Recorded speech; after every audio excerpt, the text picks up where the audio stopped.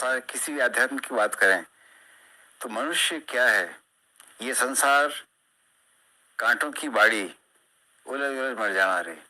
इस संसार में कुछ भी प्राप्त नहीं है, इसीलिए संसार का कोई भी पद, कोई भी प्रतिष्ठा, कोई भी बड़ाई कोई ऐसा नहीं रखती। तो परिवेश की जहाँ तक बात होती है, मनुष्य जन्म से ही पापी है। उसके वातावरण, उसकी उपस्थिति कोई मायने नहीं रखती, परंतु मायने रखती है कि जिस सत्य परमेश्वर ने हमारी रचना की है उसको हम कैसे प्राप्त कर सकते हैं। और इसीलिए ये सच है कि पुष्कर पूरे विश्व के अंदर और खासतौर से भारतीय वैदिक अध्यात्म में प्रधान पुरोहितों का महान तीर्थ है। पुष्कर के लिए वेदांतों में लिखा है, पुष्करम दुष्करम भाषम, पुष्करम दुष्करम सेवा। पुष्कर प्रधान तीर्थ है सारे संसार के अंदर, और उसके प्रधान पुरोहित पंडित सोनलाल जी शर्मा का मैं एकमात्र पुत्र हूँ।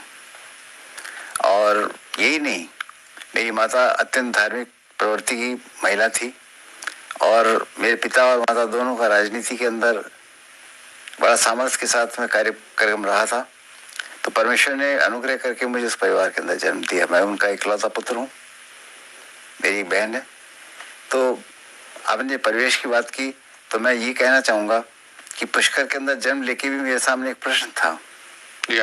और वो प्रश्न ये था कि जीवन किस लिए मिला है।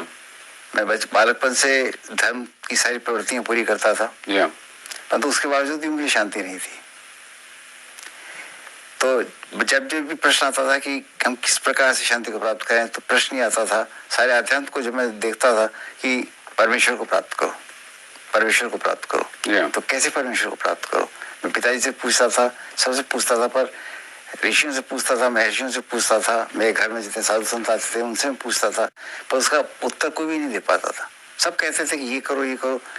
मुझे एक घटना याद आती है, जब मैं बहुत छोटा था, संभवतः 1 साल का 1.5 साल का होऊंगा, मेरे माताजी और पिताजी दोनों आज़ादी की लड़ाई के अंदर आंदोलन में थे। मेरी माताजी जेल में बंद थी, और जब जेल से छूट करके आई तो एक रात, वो रामचरितमानस की बहुत भक्त थी, तुलसी कथा रामचरितमानस की। तो वो हमेशा रात को सोने से पहले रामचरितमानस का पाठ करती थी और हारमोनियम के ऊपर बजा करके गाती थी। तो मैं उनकी गोद में सो रहा था, 1 साल का बच्चा था, 1.5 साल का, और वो गा रही थी। तो अचानक मुझे नींद में ऐसा लगा कि जैसे मुझ पर बरसात हो रही है। मेरी आंख खुल गई और मैंने देखा कि मेरी माताजी रो रही हैं और गा रही हैं और हारमोनियम बजा रही हैं। तो मैं बहुत देर तक देखता रहा। उसके बाद में मेरी माताजी पूछा, मैंने कहा माताजी आप क्यों रो रही हैं। तो माँ ने कहा बेटा, परमेश्वर का प्रेम मुझे रुलाता है। मैं सोचता था पिताजी भी जेल में थे इसलिए माताजी रो रही है, या और कोई कारण हो सकता है। तो मैंने माँ से ये पूछा, माँ परमेश्वर कौन है जो आपको रुलाता है। तो उन्होंने कहा कि परमेश्वर तुम्हारा पिता है। तो मैंने कहा मेरे पिताजी तो जेल के अंदर है, आप किस पिताजी की बात करती हैं। तो बेटा वो हम सब का पिता है। तो मैंने कहा आप जैसे पिताजी के पास रविवार को मुझे मिलाने के लिए चलती जेल में, वैसे इन पिताजी से मुझे मिलवाई। तो जब माताजी ने कहा कि नहीं बेटा, जब तक तुम परमेश्वर का प्रेम को नहीं जानोगे तुम उसको कभी नहीं प्राप्त कर सकते, नहीं जान सकते। तो मेरे बचपन के अंदर एक प्रश्न आया कि परमेश्वर कौन है, वो प्रेम है, उसको हम कैसे जान सकते हैं। तो ये प्रश्न सबसे बड़ा था जो मुझे पुष्कर तीर्थ पुरोहित का प्रधान तीर्थ पुरोहित का पुत्र होने के बावजूद भी मेरे मन के अंदर निरंतर खटकता रहता था। जी हाँ पंडित जी, पर इसको आगे फिर आपको प्रभु की जो आप इच्छा आपके मन में थी सच्चाई को जानने की और शांति को जानने की, तो आगाज इसका कैसे हुआ इसके आगे। मैं सारी धार्मिक प्रवृत्तियां करता था, सारी भक्ति के भाव करता था, परंतु मुझे शांति नहीं मिलती थी। बाहरी शांति होती थी, पर जैसे एक पुत्र पिता से मिल लेता है वो शांति मुझे नहीं मिलती थी। मुझे कई घटनाएं याद आती हैं। जैसे मैं रविवार को सूर्य उपासना करता था, और सूर्य उपासना के अंदर शनिवार की शाम से लेकर के और रविवार की शाम तक एक पांव पे खड़ा रहना पड़ता था, भूखा रहना पड़ता था, उपवास करना पड़ता था। मैं वो करता था। एक मुझे याद है एक दिन का कि इस तरह से उपवास करने के बाद में रविवार के संध्या काल को उपवास समाप्त करने के बाद में मैं जब सड़क पर जा रहा था पुष्कर के अंदर, और थोड़ी छींटे पड़े थे, बरसात हुई थी, तो अचानक एक बालक साइकिल के ऊपर भागता हुआ आया और वो आकर के मेरे नजदीक गिर गया साइकिल पर से। और जब गिर गया तो उसका जो साइकिल का टायर था, वो जो मैं धोती और कुर्ता पहना करता था, तो धोती के ऊपर लग गया उसका टायर, उसे कीचड़ से सारी धोती सन गई।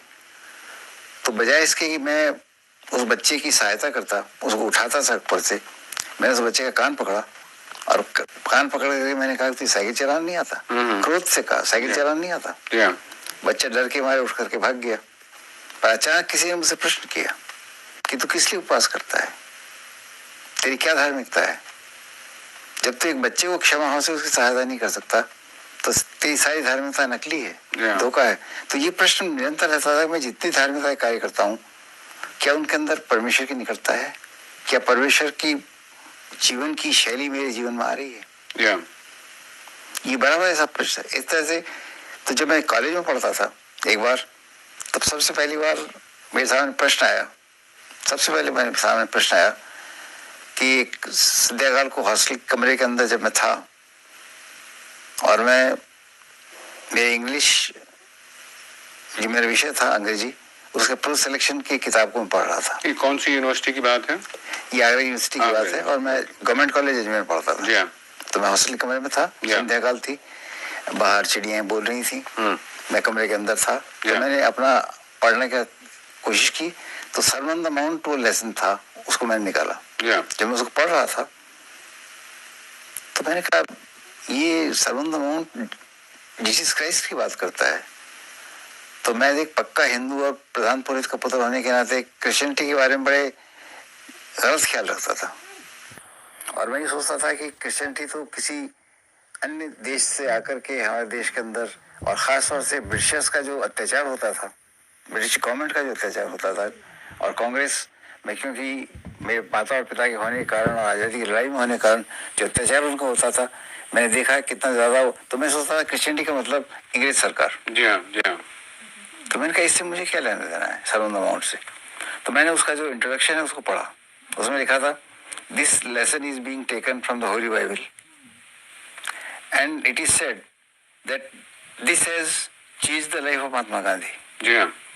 तो महात्मा गांधी का नाम आया तो मुझे थोड़ा सा रुझान पैदा हुआ कि महात्मा गांधी के जीवन में इस बाइबल से क्या मतलब घृणा दूर हुई थोड़ी, मेरे मन के अंदर हुआ।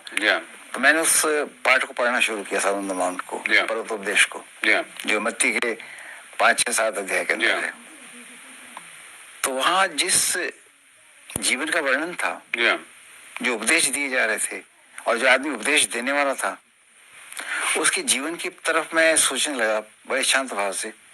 बाहर चिड़ियाएं बोल रही थी, शांत था, बिल्कुल संध्या काल का समय था, और मैं सोचने लगा कि अगर तेरे कोई दाएं गाल पे थप्पड़ मारे तो अपना बाएं गाल सामने कर दे, अगर तेरा कुर्ता हुई छीन के ले जा तू अपनी चादर भी उसको दे दे। किसी पर दोष मत लगाओ, तुम जगत का रोशनी हो, तुम जगत का दीपक हो। जब ये मैं पढ़ रहा था तो अचानक मुझे लगा कि हमारे जितने भी अवतार हुए, जितने भी दर्शन हुए, जितना मेरा अध्ययन था, उसमें से कोई भी इतना मायने नहीं रखता था। क्योंकि जितने लोग थे, मैं भारत के दर्शन को मैंने कहा भगवान राम का जीवन उत्तम मर्यादा पुरुषोत्तम का जीवन था। पर जब बाली और सुग्रीव की बात हुई तो उन्होंने सुग्रीव की सहायता करने के लिए बाली को धोखे से मरवा दिया। तो मैंने कहा नहीं, राम के जीवन में भी दोष था। जब कृष्ण के जीवन को मैं देखने लगा तो मैंने पाया कि कृष्ण ने भी एक दोष किया था। जब बाहर युद्ध हो रहा था तो उस युद्ध के अंदर जब द्रोणाचार्य किसी तरह से हारने के लिए तैयार नहीं थे और सारी पांडवों की सेना को समाप्त कर रहे थे, तो उस समय प्रश्न आया कि किस तरह से द्रोणाचार्य को हताश किया जाए, युद्ध के मैदान से हटाया जाए।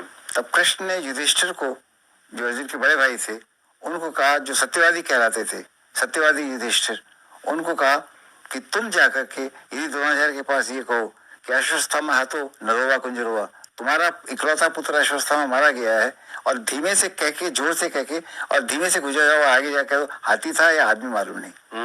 और उससे पहले एक अश्वत्थामा नाम का एक हाथी था, उसको मरवा दिया गया। और जो ही उन्होंने सुना द्रोणाचार्य ने कि अश्वत्थामा हाथों नरोवा कुंजरोवा, तो उन्होंने सोचा कि मेरा पुत्र मारा गया, वो हतोत्साहित हो गए और उन्होंने बाण चलाना बंद कर दिया। और उस दिन पांडवों की सेना बच गई, जो ना विनाश होना था। मैंने कृष्ण क्यों झूठ बोला? झूठ बोला ना उस टाइम।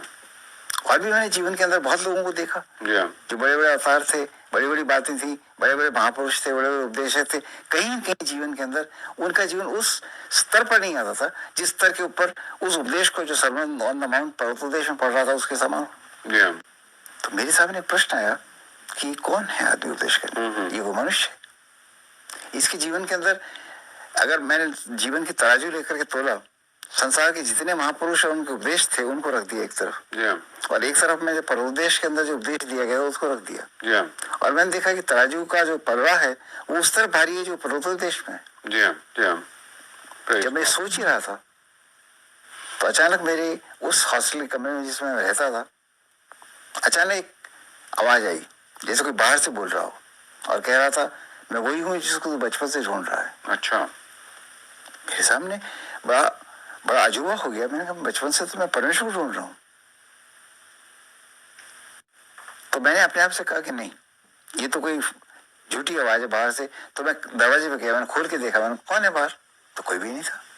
मैंने दरवाजा बंद करके आया और पर्वतोपदेश को फिर आगे पढ़ने लगा, छठा अध्याय पढ़ने लगा।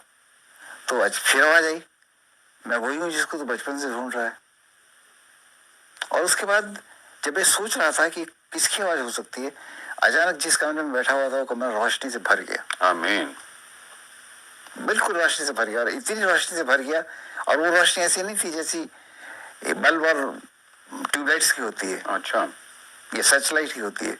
एक अजीब सी रोशनी थी, ऐसा लगा जैसे ऊपर से, और अचानक जैसे किसी ने मुझे थाम लिया और मैंने देखा उसमें से दर्शन दे करके देखा कि एक व्यक्ति खड़ा है और वो दोनों हाथ फैला के मुझे कह रहा है आ, मैं वही हूँ जिसको तू ढूंढ रहा है।